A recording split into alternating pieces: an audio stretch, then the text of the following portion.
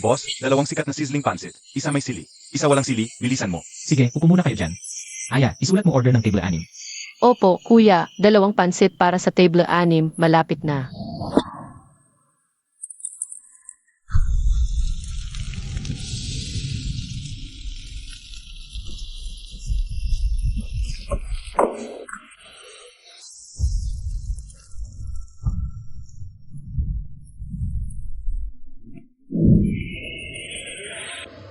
Ang galing mo talaga, Boss Lin, ang ganda ng pagtusta mo. Mas maganda pa to kaysa sa mga cooking show. Sobra naman kuya, tiyaga lang sa kalsada to.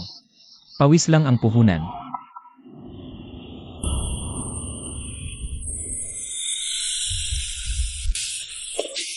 Heto na, kuya ng table 6, sizzling pansit ninyo, mainit.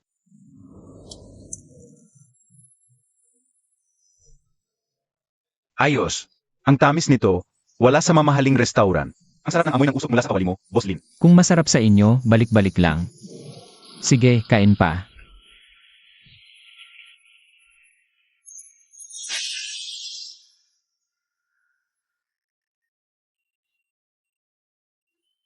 Hanggat kaya kong magtusta sa kawaling ito at gusto pa ninyo ang pansit ko. Ang pamatrikula ni Aya sa susunod na semester. At pang araw-araw niyang gastos, may pag-asa pa. Boss, 5 pancit canton na may kani. Take it out. Sige, agad yan.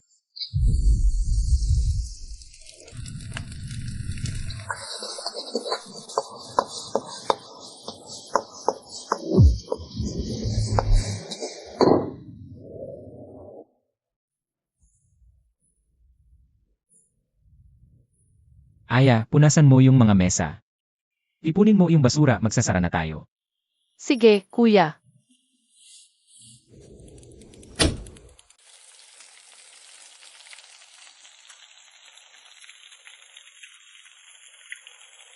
Feng, Aya. Tigil muna kayo, 2:00 na ng madaling araw. Gutom na kayo siguro. Kakaluto lang ni tita, mainit-init pa. Kain muna kayo. Ay, Tita Bebang, bakit ka naman nagdala ulit ng pagkain? Yung bayad sa isaw noong isang araw, hindi pa namin nababayaran. Anong bayad? Bakit ang sungit-sungit mo sa akin, anak? Palagi mo namang tinutulungan si tita magbuhat ng gasol. Noong may mga siga, ikaw pa ang tumayo para sa akin. Nagpabayad ba ako sa'yo? Kain na kayo, bilisan nyo. CJ. Aya, pakikuha mo ng takeout para kay Tita Bebang. Ang natirang sabaw, bukas ng umaga, pangpansit na. Nakatsaan na yan kanina pa. Ingat po, Tita Bebang, mainit. Hawakan ninyo ng maayos.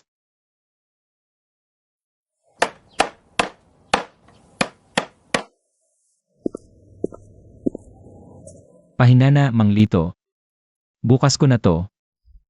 Malamig, uminom po kayo ng mainit na tubig. Ubo. Hoy, Ay, sa buong night market, tayo-tayo lang talaga ang nagtutulungan.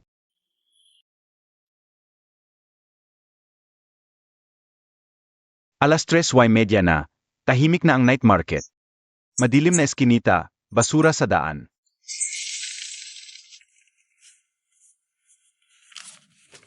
₱5, 10 piso.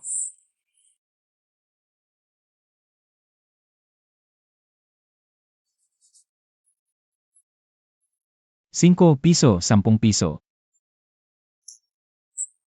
Kulang ng 2,000 para sa acceptance letter. Ayos na ang pang-tuition mo sa first sem.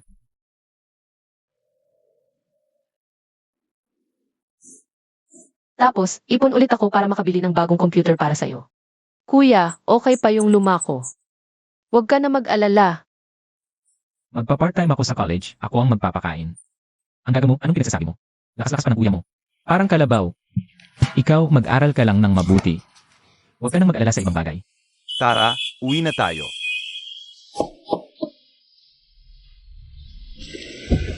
Beep, beep, beep, beep, beep.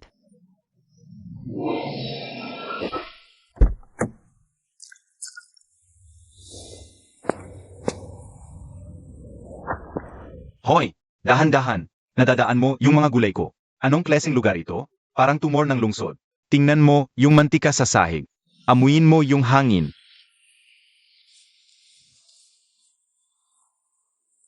Amoy sirang mantika. Nakakasuka talaga. Boss, saan nyo ba ipapark yan? Mga bentahero, nakita ninyong lahat ang sarili ninyong mga mata. Ang palengke sa squatter area na ito, napakadumi ng kapaligiran. Delikado ang kaligtasan ng pagkain. Ano ba ang sinasabi mo? Akala mo kung sinong sosyal ang suot mo? Bakit ka nagsasalita ng ganyan? Ang baboy ng bibig mo. Paano ako magsalita?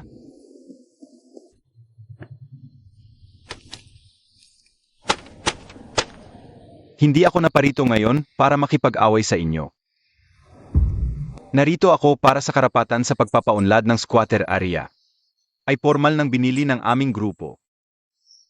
Anong binili? Impossible. May kontrata kami sa pamahalaan ng palengke. Kontrata? Handang-handang magbayad ako ng dobleng multa sa pamahalaan. Walang problema yon. Isa lang ang layunin ko. Gugutay-gutayin ko ang basurahan na ito na puno ng usok at dumi. Dito mismo, itatayo ko ang unang kalsada ng mga robot na kusinero sa buong probinsya. Kuya, Huwag kang mag-alala, nandito ang kuya mo. AMM, interesante. Ikaw pala ang pinakamatigas ang ulo sa kalsadang ito. Hawak-hawak ang isang kusang bakal, akala mo kung sinong bayani. Tingnan mo ang sarili mo, amoy murang mantika ang buong katawan. Ang amoy mantika ko ay galing sa sarili kong pawis at paghihirap. Malinis yon. Sa halip ang iba, akala mo kung sinong sosyal ang suot. Pero ang ginagawa ay paninira ng kabuhayan ng kapwa, kadiri. Gusto mo bang makipagsuntukan? Sige, tingnan natin kung ang kamay mong laging nagluluto ay kayang magbayad ng aking mga gastusin sa ospital.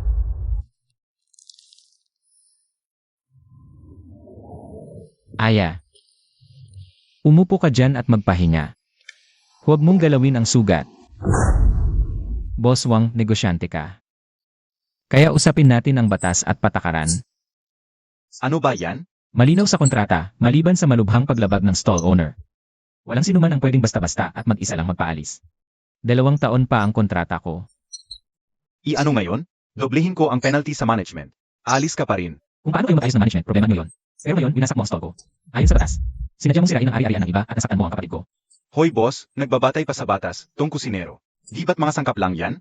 Ako na, babayaan ko ng 500 piso. Iyan 500 piso. Ang sabaw ko, gawa sa piniling buto-buto ng baboy ramo. Tinimplahan ng lihim na rekado ng aming angkan, nilaga ng 10 oras. Ang halaga sa negosyo at ang eksklusibong recite na to, 10,000. Makapilan yan. Grabe naman ang hiningi mo. Ang kariton at sangkap ni Tita Bebang, 2,000. Gamot at bayad sa hirap ng kapatid ko, 10,000. Dagdag pa ang lugi sa negosyo dahil sa sinadyang pagharang nyo. Kung walang 50,000, di ka alis sa eskinita ng siga. Ha ha ha, 50,000? Pa sa mga kalat mong yan? Ha ha ha. Nababaliw ka na sa pera? Ginugoyo mo ako? Kung goyo o hindi, pulis at hukom ang magsasabi. Tatawag ako ngayon sa pulis at tatawagan ko rin. Ang reporter sa kanasyon. Boss Wang, di pa nga bumenta ang mga robot na kusinero mo. Eskandalo na ang lalabas sa balita. Si Wang Jiangwo, kahit sa mga maliit na vendor lang, gulo pa rin ang ginawa. Dapat ko na bang pag-isipang muli ang kakayahan mo? Kailangan ko bang palitan ka? Boss Lee, matigas ang ulo nito. Puro kalokohan lang ang alam. Tumahimik ka. Ang galing ng bata, mabilis mag-isip. Alam kung paano gamitin ang media at batas para ipagtanggol ang karapatan. May konting talino naman. Bawat piso na hinihingi kong bayad pinsala, may basehan. Kung nasira mo, magbayad ka. Yan ang batas. AMEA. Sa harap ng tunay na kapangyarihan, ang salita ko ang batas. Narito ang 600,000 piso, 500,000 para sa bayad pinsala. Ang sobrang 100,000, pambili ng pagtahimik mo. Kunin mo ang pera at umalis ka na kasama ng mga tao mo. Boss Lee, yan ba ang tawag sa'yo? Akala mo ba dahil mayaman kayo paghagis nyo ng pera? Tutanggapin na lang namin ng walang imik. Ang sakim, nauwi sa wala. Marumi ang perang ito. Hindi ko tatanggapin. Hindi lang bayad pinsala, kailangan din ang tawad. Dapat humingi ng tawad si Wang Jiangwo sa harap ng buong eskinitang ito. Sa kapatid ko at sa lahat ng naapektuhang vendor. Ang kapal ng mukha mo. Huwag kang magpakapalabasa. Legal Department, ihanda ang mga dokumento para sa proyektong pagpapaunlad. Lahat ng stall sa kalye na ito na hindi sumusunod sa plano. Sa loob ng 1 buwan, dapat mawala.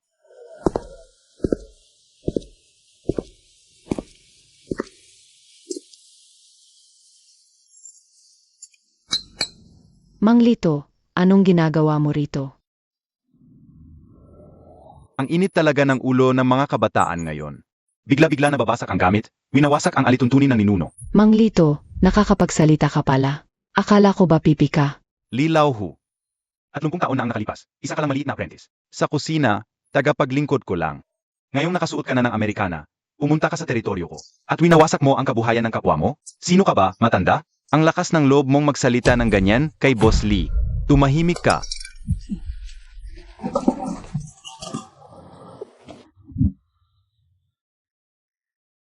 Tatay Tris. Ayaw po pala, Tatay Tris. Boss Lee. Sino po ang matandang ito? Ano ba alam mo? Magsorry ka kay Tatay Hey. Siya ang hari ng mga kainan sa Timog, si Tatay Hey. Kung hindi dahil sa awa ni Tatay Hey noon, baka patay na ko sa gutom. Ang galing mo na pala, Lila Ohu.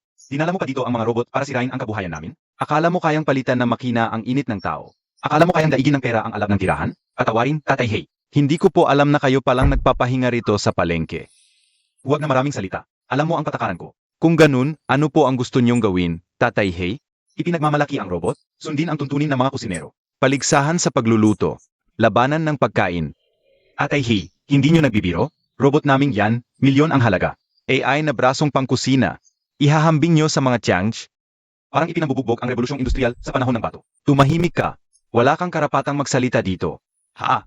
Tatay Hey, mabaho man ang salita ni Jianguo, totoo naman. Tiyak ang mga robot. Mukhang mahihirapan talunin ang mga lumang kawali. Paano kung matalo? Masisira ang pangalan nyo. AME, huwag kang magpanggap. Kanina ang yabang nyo sa inyong mamahaling kotse. Ngayong sa kusina na ang laban, duwag na?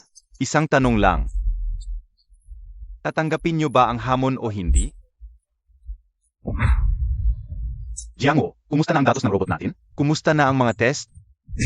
Huwag kayong mag-alala, Boss Lee. Perpekto ang AI natin. Nakapag-record na tunang daan-daang recipe mula sa mga chef ng Michelin hanggang miligram. Kahit pa mga chef ng estado ang kalaban.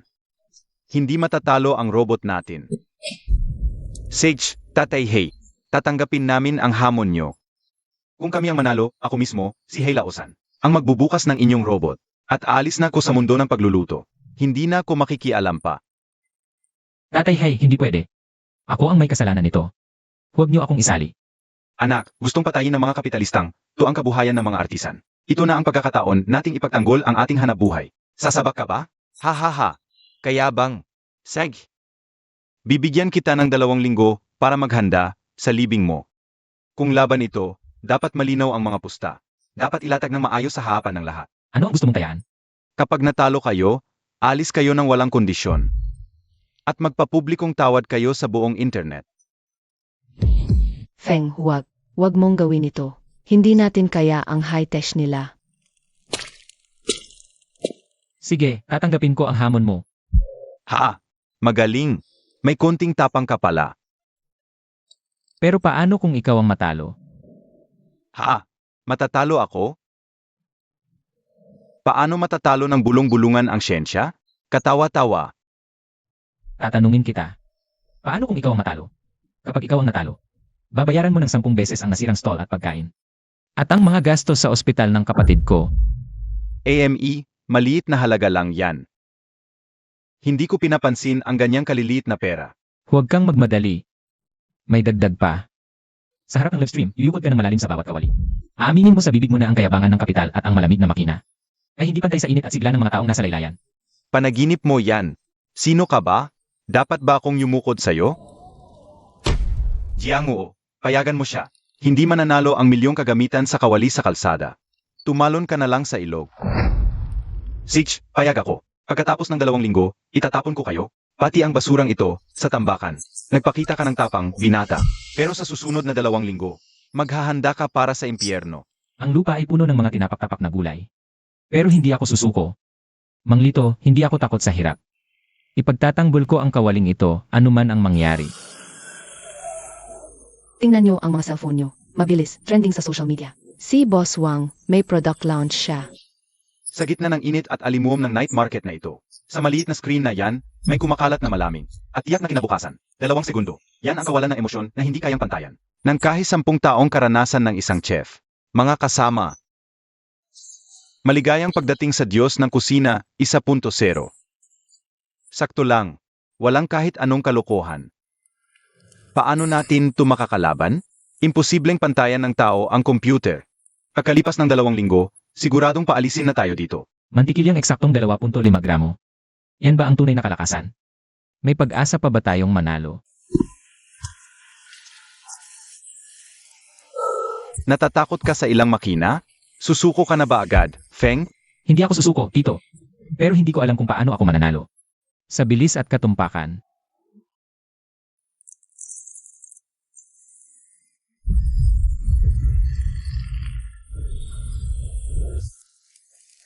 Ang lakas ng apoy. Sobrang init, lampas sa limitasyon ng night market. Kung gusto mong talunin ang walang puso damdaming makina, huwag mong sundan ang mga patakaran nito. Gamitin mo ang pinakamalakas na apoy. Lumabas ang buhay na nasa pagkain. Magsanay ka muna sa buhangin, kapag kayang hiwalay-hiwalayin ang bawat butil. Saka ka magluto ng totoong pagkain. Huwag mong itigil ang paggisa.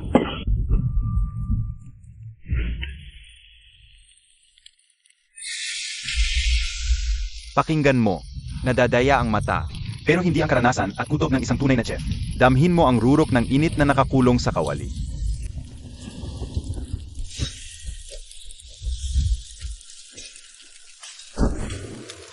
Ganito ang tunog.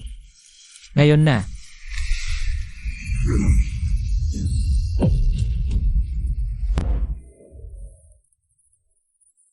Sakto lang. Maligo ka sa malamig na tubig.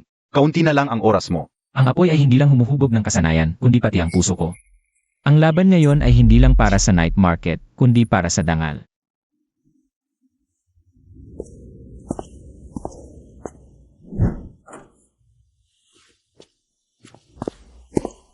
Aya, bakit ganyan ang mata mo para bang hindi ka natulog buong gabi?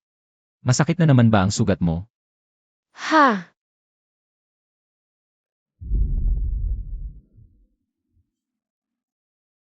Kuya, bakit ganyan na ganyan ang kamay mo? Huwag na tayong sumali sa paligsahan, please. Ibalik na lang natin ang kariton, umuwi na tayo sa probinsya. Feng, may malaking problema. Tingnan mo ang cellphone mo. Malaming ipinakalat si Boss Wang na kasinungalingan tungkol sa'yo. Ayon sa ilang netizen, ang may-ari ng Lin Sizzling Sisig ay nakipag-away sa mga tagapamahala. Kuya, hindi lang yan ang mga kasinungalingang pinakalat nila. Marami pang masasamang larawan ang ipinadala nila sa private message ko.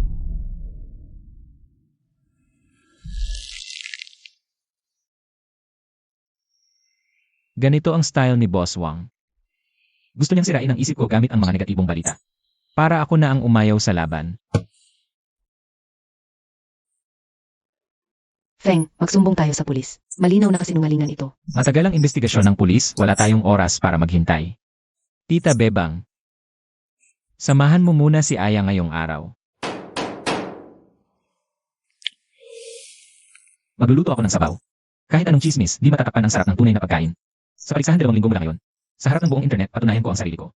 Hindi ka naapektuhan ng sismis. May tapang ka. Sumama ka sa akin. Espesyal na pagsasanay, 2 aralin.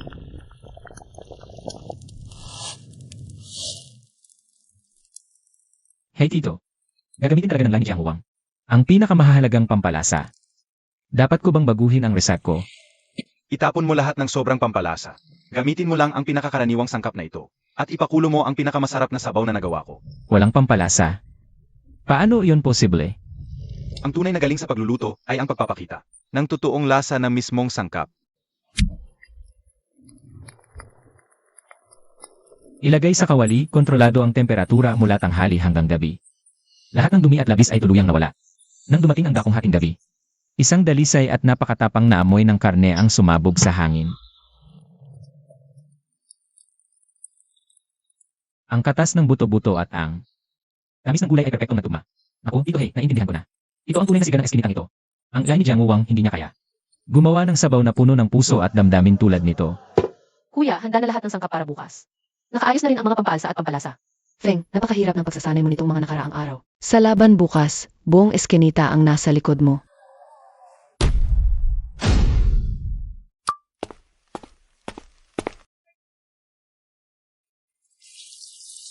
Paano maghuhugas, magluluto, at maglalaga ng sabaw kung walang kuryente at tubig? Ang mga robot na AI, may sarili silang sistema ng tubig at kuryente. Malinaw na ito ay isang maruming paraan ng kompetisyon. Kuya, ano na ang gagawin natin ngayon? Talaga bang susuko na tayo? Kahit anong gawin nila habang nandito pa ang lumang kawaling ito. Ang apoy bukas, siguradong sisindi ako. Gustong harangan ang daan natin. Hindi natin papayagan. Feng, anak, may reserbang gas pa si Tita Bebang dito. Sa labas ng eskinita, may pampublikong poso ng tubig. Aya, kunin mo ang timba at sumama ka sa akin. Nakikita mo ba, anak? Ito ang tinatawag na siga ng eskinita. Kahit gaano pa kagaling ang mga makina, hindi nila mapipigilan. Ang lakas na nabubuo kapag nakaisa ang puso ng mga tao. Naku, Tito Hey, naiintindihan ko na. Ngayong araw, ibibigay ko sa kanila ang pinakamagiting na laban.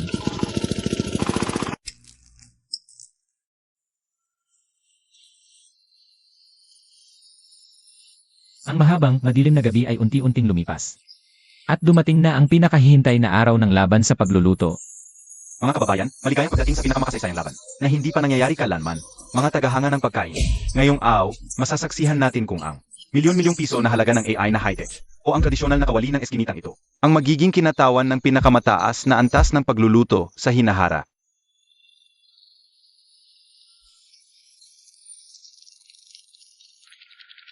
Ang matinding lamig at ang tunay na buhay sa kalsada. Nagkabanggaan ang dalawang mundo. Hahaha. Huwag nang magpahaba pa, Jiang Oo, umpisahan na natin. Ang amoy ng diesel na hinaluan ng mantikang mula sa imburnal ay nakakasuka talaga. Tapusin na natin to agad. Linisin na natin ang mga langaw na ito ng tuluyan. Hoy, yung nagtatahi ng kawali. Masarap ba ang walang tubig at kuryente? Salamat sa iyo, hindi ako makatulog kagabi. Pero para labanan ang mga bakal mong yan. Sapat na ang mga basura kong ito. Kuya, huwag mo siyang pansinin. Nakatingin sa iyo ang lahat.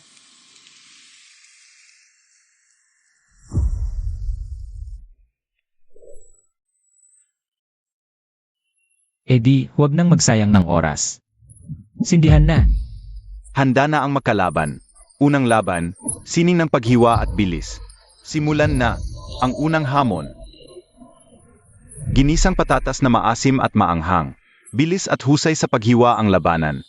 Huwag kang magpatawad. Simulan na ang Diyos ng Kusina 1.0 sa pinakamataas na bilis.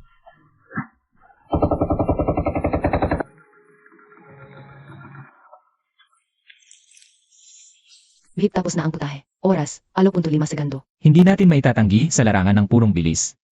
Nakakagimbal na ang kayang gawin ng makina. Pero hindi yan sapat para patinagin ako. 2 kutsilyo, sabay-sabay. Ang galing. Feng, yung 2 kutsilyong yan. Ni minsan ay hindi pa nakita sa buong night market. Tapos na si Feng Lin oras, 11.3 segundo. Kahanga-hanga ang paghihiwa ni Boss Lin, at matapang ang timpla. Pero ang labanang ito ay tungkol sa bilis. Talagang nanalo ang makina. Unang laban, panalo ang Diyos ng Kusina 1.0. Nakita mo ba? Iyan ang kapangyarihan ng teknolohiya.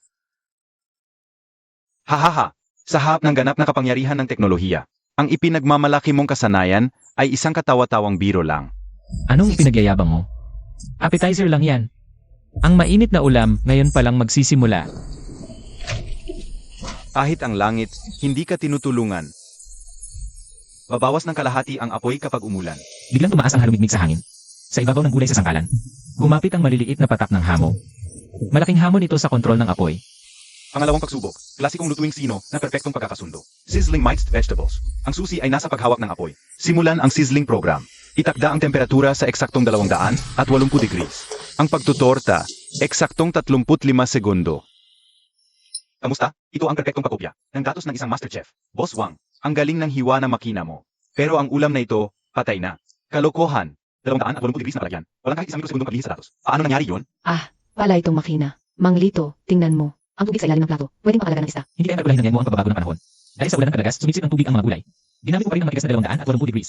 At pagkakataon mag-evaporate ang tubig. Ama, ang ulam na ito ay naging nilagang gulay. Hindi na preserve ang sariwa at tamis ng gulay. Boss Wang, problema ng makina. Kuya, na-drain na ang mga sangkap pero medyo basa pa rin. Hindi kayang i-adapt ng makina, tao ang mag-adapt.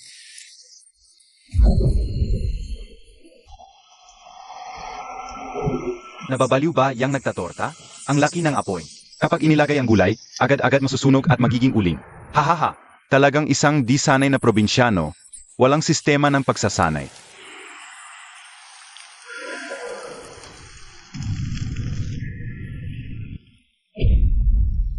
Ilagay na sa kawali.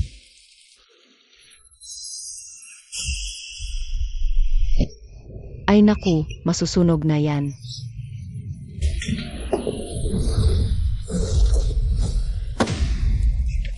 Ah, ganun pala. Ginagamit ng binatilyong to ang sobrang init. Sa loob lang ng ilang segundo, para pilitin na lumabas ang sobrang tubig sa mga gulay.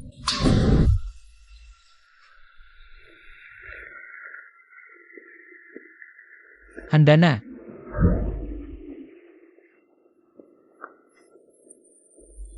Mangyaring, subukan ninyo po ang aming handa. Impossible. Ang ganda ng tekstur ng mga gulay. Parang kakapitas lang, ang sarap ng lagutok. Nalok ng matinding init ang tamis at sariwa. Ito yung kakaibang amoy ng sunog at tamis, na hindi kayang gayahin ng kahit anong makina. Buhay mismo. Yan ang tunay na sizzling. Yan ang soul ng kawali. Hindi lang niya inalis ang tubig, binigyan pa niya ng kaluluwa ang putaheng ito. 10,000%. Lahat ng 5 hurado ay nagkaisa, na si Feng ang nanalo sa ikalawang round. Abla, isa. Hahaha.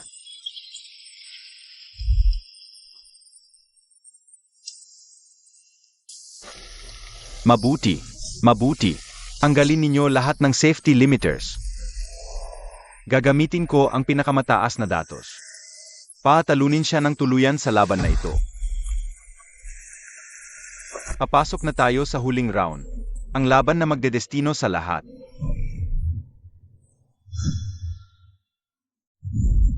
Mga walang kwenta. Milyon-milyon ang ginastos sa makina. Apos tabla lang sa isang kusinero sa bangketa. Boss Wang, yung huling round, talagang biglang nagbago ang panahon. Kaya nagkaroon ng error sa datos. Putulin na ang regular na recite database. I-load ang hidden program. Sa huling round, gagamitin ko ang absolute class barrier. Pero sobrang bigat ng program na yun, Boss Wang, at kailangan ng pinakamahal na sangkap. Handa na ang mga sangkap matagal na.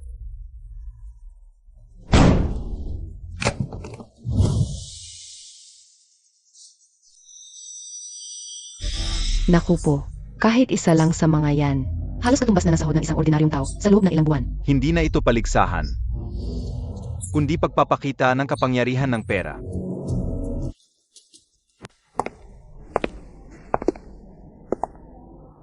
Nakita mo ba, Boss Lin?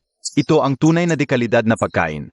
Ang lakas ng kapital, ang bango at sarap ng mga sangkap na ito, ay mga bagay na hindi mo kayang gunit-gunitan, gising man o tulog. Sa hap ng ganitong kalaking agwat sa mga sangka, ang mga basurang rekado mo. Di ka dapat magsuklay ng sapatos ko. Grabe si Boss Wang. Ay naglabas na napakagarbong, pinakamahalagang sangkap.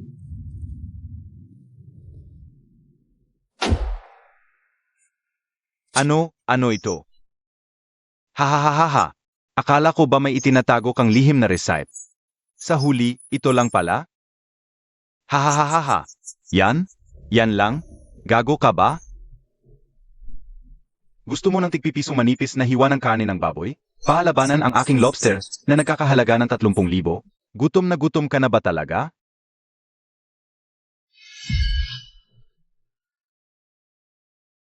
Mali ka, Boss Wang. Ha? Mali? Saang banda ako nagkamali? Nagkamali ka sa pag-unawa kung ano ang tunay na pagkain. Sinusukat mo ang lasa sa pamamagitan ng presyo. Akala mo, ang pagtitipon ng mga pinakamahal ay siya ng masarap na pagkain. Pero nakalimutan mo. Ang tunay na diwa ng pagkain ay ang magbusog ng tiyan at magpainit ng puso. Ang lobster mo mula Australia ay mamahalin. Pero nakatayo yun ng mataas. Di sumasayaw sa apoy ng kala ng ordinaryo. Ito ang pinakakaraniwan. Ang pang-araw-araw na ulam na nagpapakain sa milyon-milyong Pilipino. Ama si Feng. Ang tulad naming ordinaryong tao, ito ang gusto naming lasa. Ay naku, huwag kang magdrama dito. Sa pagluluto, lasa ang batayan, di kahirapan. Tingnan natin. Gagawing parang ginto ang mga mumurahin mong tira-tirang sangkap. Kung gusto mo talagang makita, ipapakita ko sa'yo. Ang kadakilaan sa loob ng karaniwan. Sunog na. Ano ng amoy yan? Ang bango-bango ng butot laman. Walang bahid ng lansa o gamot. Grabe, ang sarap-sarap ng sabaw na yan. Ito ang aking sekretong sandata. Sabaw na pinagpuyatan, kaluluwa nito. Mamahaling isda sabaw na may kaluluwa. Magsisimula na ang huling laban. Beep, ang special na seafood pancit ay handa ng iluto. Simula na.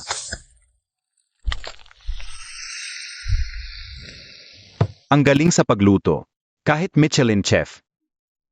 Malamang hindi makakagawa nito nang walang kahit isang pagkakamali. Iyan ang kapangyarihan ng teknolohiya. Feng, naamoy mo ba ang bango nito? Anong laban ng pork strips mo rito?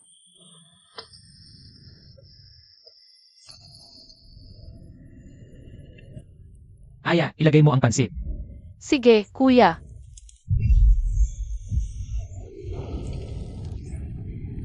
Naku po, ano nang gagawin niya? 2 kawali sabay. Mantika, tapos painitin ang kawali.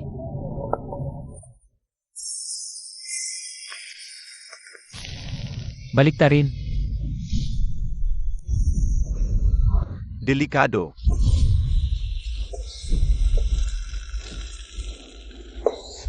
Iyon pala ang tunay niyang kakayahan.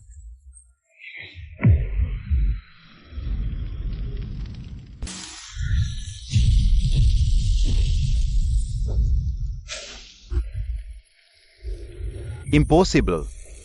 Karne ng baboy at toyo lang yan, pangkaraniwang bagay. Paano nito matatalo ang pambihira kong truffle? Dahil lang makina mo, hindi alam kung ano ang tunay na apoy.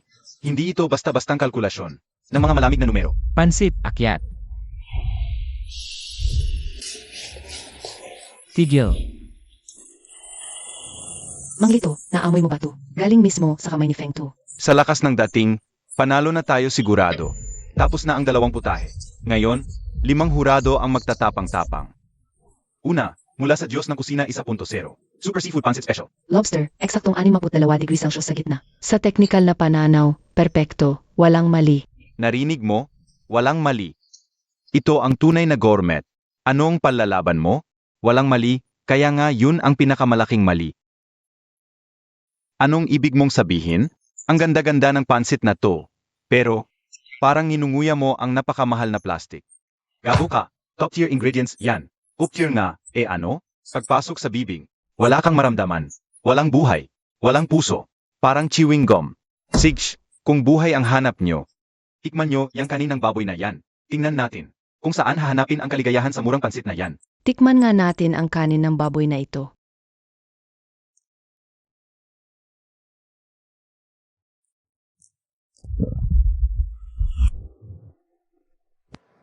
Gib, yung konting sunog sa ibabaw ng pansit. Perpektong kasundo ng lambot sa loob.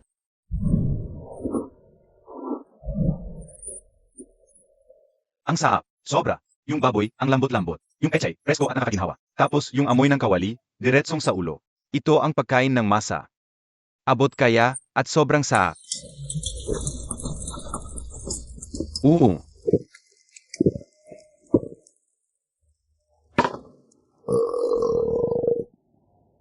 To, tanghalian ko. Hindi pa ako nakakain ng ganitong sarap na pansit. Pek, lahat ito pek. Binayaran ba kayo nito?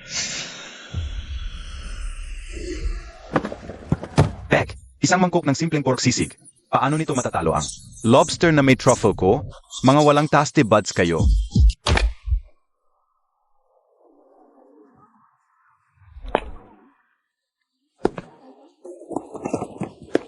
Boss Lee, dito ka. Tingnan mo ang mga huradong ito. Dinudusta nila ang milyon-milyon naming puhunan.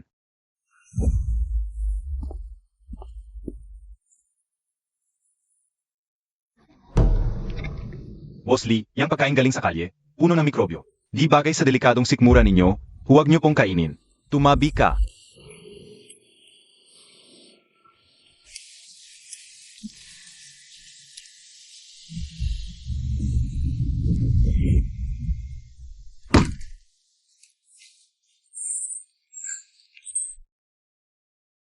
30 taon na, Boss Lee.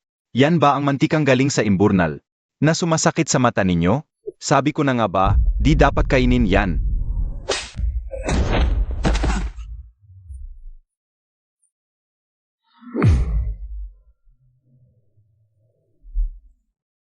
Sumasakit sa mata? Ang bulag mo sa pera. Ang pansit na ito, may init at kaluluwa. May tibay ng ordinaryong tao na lumalaban para mabuhay. Ang ginawa na malamig mong makina, mamahaling bangkay lang. Natalo ka. Talunan. 5-0. Panalo sa lahat ng botohan. Ang kusinero mula sa eskinita ng siga. Talunang-taluna ang AI. Nanalo tayo. Nanalo tayo.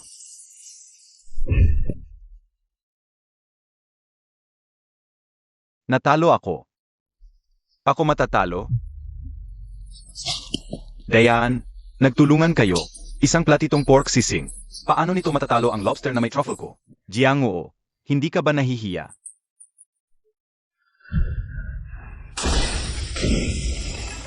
Hindi ako naniniwala. Ako ang kinabukasan, ang kapital. Bakit di ko kayang talunin ang isang hamak na kusinero?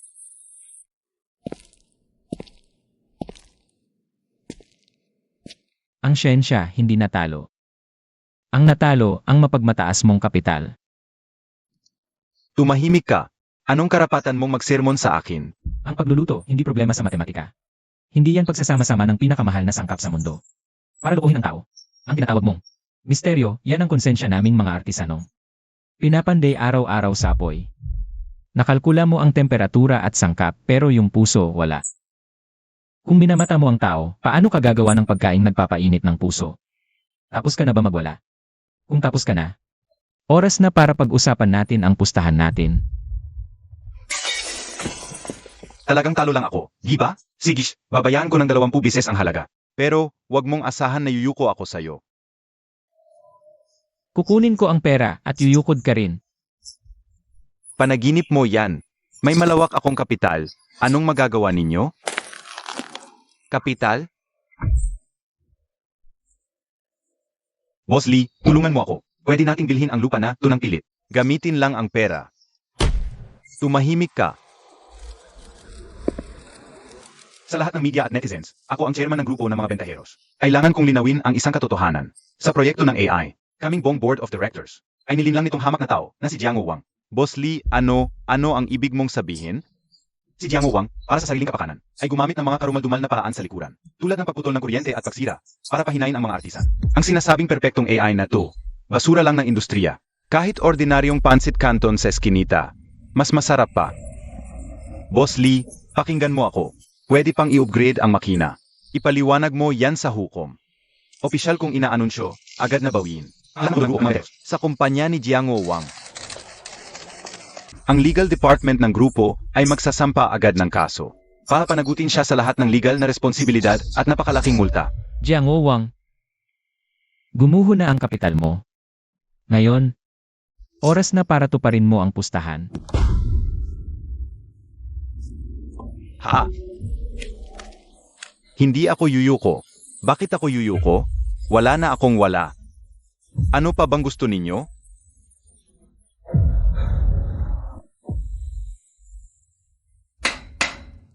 Sarili mong tuntunin sa internet. Kusinero, higit pa sa langit. Tuntunin ng kusinero, higit sa langit. Tumaya, matalo. Kahit hari ng langit. Kailangan mong ibaba ang ulo mo. Hoy! Yuko! Kailangan mong ibaba ang ulo mo. Hoy! Yuko! Tumaya, matalo. Yuko! Hindi marunong tumanggap ng pagkatalo, manloloko. Mag-apologize ka. Mag-apologize ka, kapitalista. Libo-libong tao ang nanonood. Huwag kang magpanggap na patay.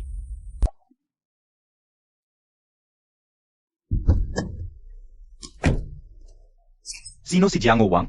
May matibay na ebidensya. Sinira mo ang pasilidad ng tubig at kuryente. At umupa ng mga troll para manggulo at manira ng puri ng iba. Ikaw ay inaaresto ngayon ayon sa batas. Ang desperadong tingin niya ay nagsasabi sa akin, alam niyang tapos na siya. Pero hindi pa ito sapat. Ang dangal ng eskinita ng siga. Kukunin ko gamit sariling kamay. Tita Bebang Manglito, kapitbahay. Ilabas ninyo ang ating mga kawali. Seg! Seg!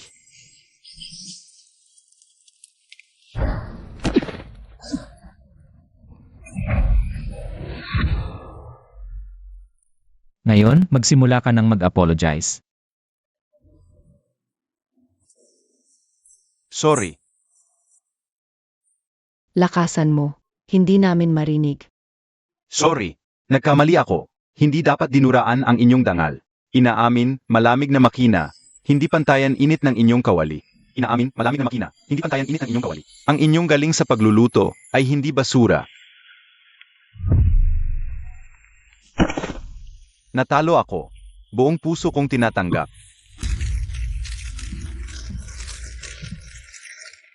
Dalin niyo siya.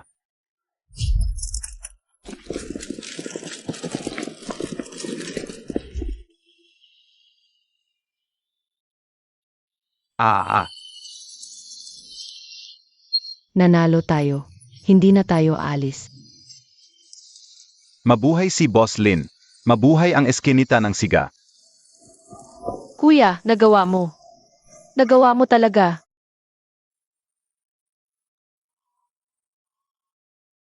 Ang nakakakilabot na labanang ito ng siglo. Sa wakas ay natapos sa pinakamalaking kasiyahan.